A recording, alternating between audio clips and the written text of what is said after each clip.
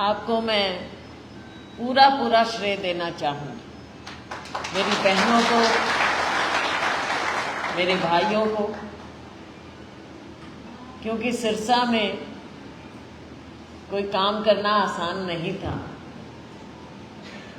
50 degree में, इतनी गर्मी में, भाई अपने घर का आराम किसको पसंद नहीं होता। एसी हो, कूलर हो, अपने घर में ठंडा पानी पिएं, आराम से बैठें, अपने खेत में जाएं, अपने काम में जाएं। लेकिन सारा काम छोड़कर मेरे चुनाव में आए, मैं आप सबका बहुत बहुत धन्यवाद करती हूँ। चुनाव से पहले बात तो यही थी कि अंबाला से चुनाव लड़ेंगे और यहाँ पर पूरी तैयारी सबने कर रखी थी, सबने मेहनत की थी। लेकिन जब आखिर में हुक्म हुआ और मैं सिरसा गई तो ना केवल अंबाला के हमारे साथी, लेकिन पूरे हरियाणा से कांग्रेस के हमारे सभी साथियों ने इच्छा व्यक्त की कि हम सिरसा भी आकर काम करना चाहते हैं। तो मैंने सबसे यही कहा, मैंने सबसे चंद्रमोहन जी, मैंने सबसे यही कहा कि भाई जितना टाइम दे सको अपनी सहूलियत से देना, प्रेशर कभी मत मानना, क्योंकि प्रेशर में कोई काम नहीं कर सकता। जो दिल से काम करते हैं, चाहे कोई 1 दिन भी देगा वो दिल से आएगा, जो 30 दिन भी देगा वो दिल से आएगा। तो मैं तो सबकी उतनी ही कदर करूंगी कि आपने टाइम दिया, सब दिल से आए। लेकिन साथ साथ मैं ये भी कहना चाहूंगी कि जिन्होंने इतना ज़्यादा वक्त देकर वहाँ पर जिम्मेवारियाँ संभाली, कुछ लोगों ने जो टाइम नहीं दे सकते थे, लेकिन जिनकी जान पहचान थी, वो अपने एक एक जो भी उनके जानने वाले थे उनको संभाल कर गए, आगे से आगे जान पहचान निकाल कर संभाल कर गए, संपर्क करके गए, और उसका भी असर पड़ा।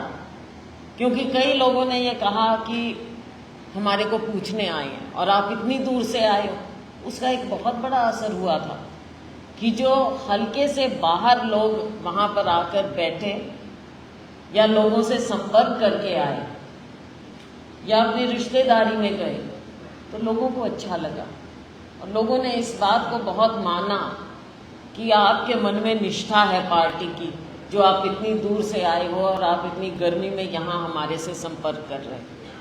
तो उनके मन में भी एक बहुत अच्छी भावना बनी। एक तो कोई वोट देना चाह रहा है और एक कोई आके उससे आग्रह करे, तो उसको तो अच्छा लगना ही। तो इसलिए लोगों का प्यार और ज़्यादा बढ़ता गया। आपकी मेहनत, आपका पसीना, लोगों का प्यार, ये सब चीज़ें वहाँ पर इकट्ठा हुई। सिरसा के लोगों का मन, उनकी भावना थी। और आप में से कितने लोगों ने तो पूरी जिम्मेवारी समझी, कोऑर्डिनेटर्स बने आप लोग। जहाँ पर लोकल कुछ कमी आपको पाई वो आप लोगों ने पूरी की। डोर टू डोर आप गए, जबकि डोर टू डोर बाहर वाले बहुत कम होते हैं, लेकिन आप लोगों ने डोर टू डोर भी किया, कमान संभाली। कितने साथियों ने बैठकर वहाँ पर कंधे से कंधा मिलाकर लोगों को प्यार से, क्योंकि बाहर वाला कोई आके रौब झाड़े तो किसी को अच्छा नहीं लगता। आप लोगों ने तो प्यार से काम लिया, सबको बिठाया। कई बार होता है आपस में, भाई मैं उससे, मेरे को कोई दिक्कत है, लेकिन बाहर वाला कोई आता है साथ बिठा लेता है तो सब लग जाते हैं। वो भी काम आप लोगों ने किए। और कई हलके तो ऐसे थे वहाँ पर जो बहुत आसान नहीं, आप जानते हैं वहाँ का इतिहास भी ऐसा रहा सिरसा का। लेकिन इस बार वहाँ के लोगों के मन की भावना थी और सबकी मेहनत थी, और आप लोगों ने जो रोल वहाँ पर अदा किया कोऑर्डिनेशन का लोगों के साथ, ये सारा कुछ हुआ जो हमारा नतीजा इतना अच्छा मिला। तो साथियों, आप काम करने वाले लोग, आप कर्मठ हैं, आप योद्धा हैं, साथ में आप लोगों की निष्ठा है कांग्रेस पार्टी के प्रति, विचारधारा के प्रति, हमारे नेतृत्व के प्रति। राहुल जी ने कितनी मेहनत की, यात्रा की, अपने बीच में आए थे यहाँ, और आप में से बहुत से लोग जुड़े, ना केवल आप और हम, लेकिन देश में जो एक माहौल बना वो राहुल जी की यात्रा के कारण बना। इतिहास में मुझे नहीं लगता, बहुत ही कम लोग हैं जिन्होंने ऐसे यात्रा की होगी। राजनीतिक लोग तो मुझे नहीं लगता इतना किसी ने किया जितना राहुल जी ने किया, लोगों के लिए किया, और हम सब ने उससे प्रेरणा ली, मेहनत करने की भी और निष्ठा की भी, और भाजपा की गलत नीतियों को चुनौती देने की। और वही बात हम आगे लेकर जा रहे हैं। एक चुनाव जीते हैं हम, अब आगे के लिए काम करना है। हमारा पहला सत्र हुआ संसद का, आपने कई लोगों ने देखा भी होगा, तकरीबन देखा होगा, नहीं देखा हो तो देखना चाहिए, क्योंकि हम कांग्रेस पार्टी के हैं। राहुल जी ने जिस प्रकार से मोदी जी को चैलेंज किया, सामने खड़े होकर एक एक बात उठाई, उसका कोई जवाब नहीं था उनके। एक एक बात उन्होंने तथ्यों के साथ, हर चीज को दिखाकर, बताकर, आंखों में आंखें डालकर राहुल जी ने बात उठाई। लीडर ऑफ ऑपोजिशन, नेता प्रतिपक्ष हैं, उनके पद की भी उतनी ही गरिमा होती है सदन में जितनी प्रधानमंत्री की, लीडर ऑफ द हाउस की होती है। लेकिन दुख की बात यह है कि चाहे राहुल जी हो लोकसभा में, या फिर हमारे अध्यक्ष और राज्यसभा में नेता प्रतिपक्ष खाड़गे जी हो, बहुत दुख की बात है कि उनके पद की गरिमा नहीं रखी जा रही है सत्ता पक्ष द्वारा। अगर वो इज्जत चाहते हैं कि सत्ता पक्ष को इज्जत मिले, तो उनको एक लोकतंत्र में विपक्ष को भी उतनी इज्जत देनी पड़ेगी। ये एक तरफा मामला नहीं हो सकता।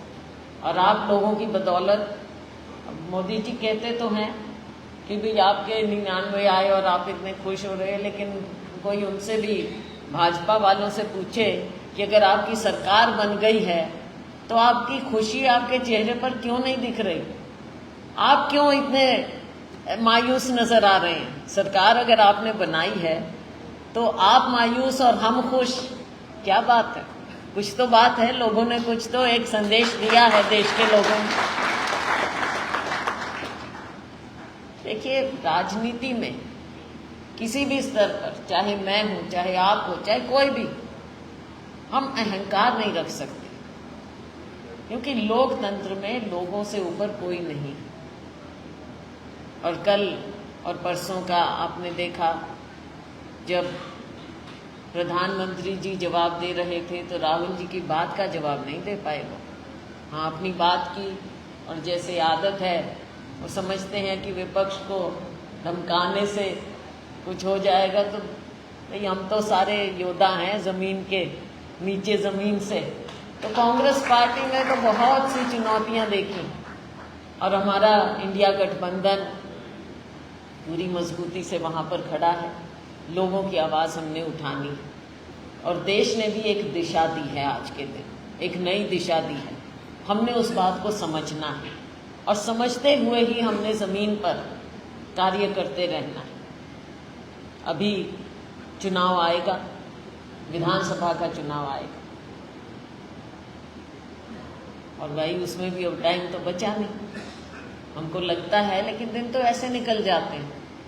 अभी कल ही हम तैयारी कर रहे थे लोकसभा की, निकल भी गया, सत्र भी हो गया, एक अगला सत्र होने वाला है जुलाई के आखिर। ऐसे ही समय निकलते हुए मैं जानती हूँ कि आप में से बहुत से लोग चुनाव लड़ना भी चाहते हैं, और ये इच्छा होनी भी चाहिए। मेहनत करें, लोगों के बीच में जाएं, चुनाव लड़ने की इच्छा कोई बुरी बात नहीं है, मैं तो उसको अच्छा मानती हूँ। लेकिन ये भी जो अभी गोगी जी ने बात छेड़ी, मुझे भी बड़ा अजीब लगा गोगी जी, और क्योंकि परिवार में बैठे हैं हम इसलिए मैं बात कर रही हूँ, कोई बाहर मीडिया में तो नहीं कर रही, लेकिन अपने सब पार्टी के परिवार के सदस्य हैं। अब हमने भी पार्टी का बहुत काम किया है, दशकों हो गए करते हुए, कई स्टेटों के काम देखे हैं हमने। मुझे भी बड़ा अजीब लगा, प्रभारी तो कभी भी आवेदन नहीं मांगते, ये तो पार्टी के सिस्टम का एक हिस्सा होता है।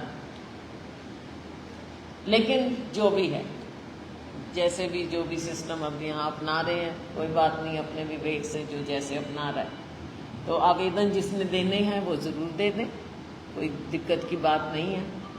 आवेदन दें, लेकिन काम ज़रूर करें, ज़मीन पर काम करने का वक्त है, क्योंकि आगे सर्वे भी हो, जो भी हो, और उसमें नाम तभी आएगा जब ज़मीन पर काम करेंगे और आप काम करने वाले लोग हो, सबने मेहनत की है। तो आगे अगर किसी की इच्छा है तो भाई, मैं तो ये कहती हूँ कि मेरी तो आदत नहीं है औरों की तरह कि हर हल्के में 10-10 टिकट बांटाऊँ, ना तो हम ये करते, ना करना चाहिए, ना करना चाहिए। पार्टी का सिस्टम है, टिकट हाईकमांड देते हैं, उनका अख्तियार ही है। हाँ, ये ज़रूर है कि जब समय आए देखें कि कई समीकरण बैठाने होते हैं, कई समीकरण बैठते हैं, एरिया के मुताबिक, प्रदेश के मुताबिक, जीतने वाले की भी, महिलाओं की भी, यूथ की भी, कई चीज़ें होंगी, समुदायों की, जातियों की, कई चीज़ें देखने वाली होती हैं। इसलिए अगर मेहनत ही नहीं करेंगे तो नाम भी नहीं आएगा, और फिर कहें कि भाई नाम क्यों नहीं, टिकट क्यों नहीं। तो ये चीज़ें ना होकर हम सब मेहनत करें। और मैं तो अपनी ओर से कह सकती हूँ कि अब मुझे तो काम करना है, पूरे प्रदेश में हम करेंगे, पार्टी को मजबूत करेंगे, पार्टी जीतेगी, लोगों की इच्छा है, पूरे प्रदेश के लोगों की इच्छा है आज कि हमारी सरकार बने, मेहनत करें, निष्ठावान लोग आगे आएं। तो ये चीज़ें अब देखने वाली होंगी, और तेरा मेरा ना हो, ये भी सब उम्मीद करते हैं कि भाई ये इस तरह का बंटवारा ना हो, और हम तो खुद चाहेंगे कि भाई जीतने वाले को टिकट मिले। ये राहुल जी ने भी कहा कि जीतने वाला भी हो और निष्ठावान भी हो, दोनों बातें होनी चाहिए पार्टी की। तो इसलिए मेहनत करेंगे, अगला पड़ाव भी हमने जीतना है, अपनी सरकार बने राज्य में, ये सबकी इच्छा है। 10 साल हो गए हमें देखते हुए, भाजपा की सरकार रही, लेकिन आज के दिन लोग चाहते हैं कि भाजपा से छुटकारा मिले। अब आखिर में जाकर इन्होंने मुख्यमंत्री भी बदले, और उसके बाद अब रोज़ अखबार देखते हैं हम, कभी कुछ फैसले हो रहे हैं, कुछ फैसले हो रहे हैं। आखिर में इतना कुछ करने से क्या होगा जब आपने 10 साल में नहीं किया, भाजपा ने, इनकी सरकार ने। कभी नौकरियां निकालने की बात करेंगे, कभी किसी को कुछ देने की बात करेंगे, अब तो सरपंच भी अच्छे लगने लग गए, तो कई बातें हैं। तो लेकिन अगर इनका ठीक होता तो भाई शायद ये हाल ना होता, और मैं तो खुद समझती हूँ कि हम राज्य में और ज़्यादा बेहतर कर सकते थे। लेकिन ये भी ज़रूरी है कि अगर मिलकर नहीं चलेंगे तो पार्टी को कमज़ोर करता कौन है? जो मिलके नहीं चलता। भाई क्यों नहीं मिलके चलते? पार्टी में ही अगर भेदभाव रखेंगे तो भाई कैसे हम लड़ाई कैसे जीतोगे? ये देखने वाली बात है, ये समझने वाली भी बात है, जिनको समझनी चाहिए। अगर भाई सबको साथ तो लेना नहीं, और फिर दावा करो। दावा किस बात का? अपनी पार्टी में भेदभाव करना तो कोई संगठन चलाने का नहीं होता मामला भाई। फिर ये मैं मेरा में रह जाते हैं। जनता भी इस चीज़ का आकलन करती। पार्टी का मतलब है कि सब ने बैठ के मेहनत की है, सिर्फ एक शैलजा ने या शैलजा के परिवार के किसी सदस्य ने मेहनत की और बाकी सारे भाई यूं ही, ऐसा तो नहीं हो सकता। सबको ड्यू मिलना चाहिए। पार्टी एक परिवार है और पार्टी को परिवार की तरह समझेंगे तो पार्टी में मजबूती आएगी। और मैं समझती हूँ कि जो पार्टी को इकट्ठा करके नहीं चल सकता वो नुकसान पार्टी का भी कर रहा है। भाषण के कुछ भी दें लेकिन नुकसान पार्टी का होता है उससे। सिर्फ ये एक तरफा चल के बात नहीं बन सकती कभी भी। इससे लोगों की उम्मीदों में भी लोग भी करते हैं आकलन करते हैं। और मैं तो कहती हूँ, जब कहते हैं जी आपकी गुटबाजी है, मैं क्या भाई है गुटबाजी? किसने कर रखी है गुटबाजी? गुटबाजी का मतलब ये नहीं है कि आपस में फर्क ना, फर्क होते हैं एक परिवार में भी, भाई भाइयों में, लेकिन है तो परिवार। जब बड़े बैठते हैं या बैठाया जाता है तो सब बैठ के अपनी बातें भी कह सकते हैं और एक दूसरे की अगर कुछ बात हो उसको ठीक भी किया जा सकता है। लेकिन अगर इसी तरह का रवैया हो, अगर भाई किसी और को कुछ समझे ही नहीं और ये वर्कर यूं ही बिना बात के 50 डिग्री में काम करते रहें, तो भाई वो तो बात मुश्किल हो जाती है। क्योंकि काम और नेता और निष्ठा और विचारधारा, इन चीज़ों को पहले देखा जाता है। सारे हम राहुल जी के, खड़गे जी के, सोनिया जी के, प्रियंका जी के हम सिपाही हैं, अपनी विचारधारा के हम अनुयायी हैं।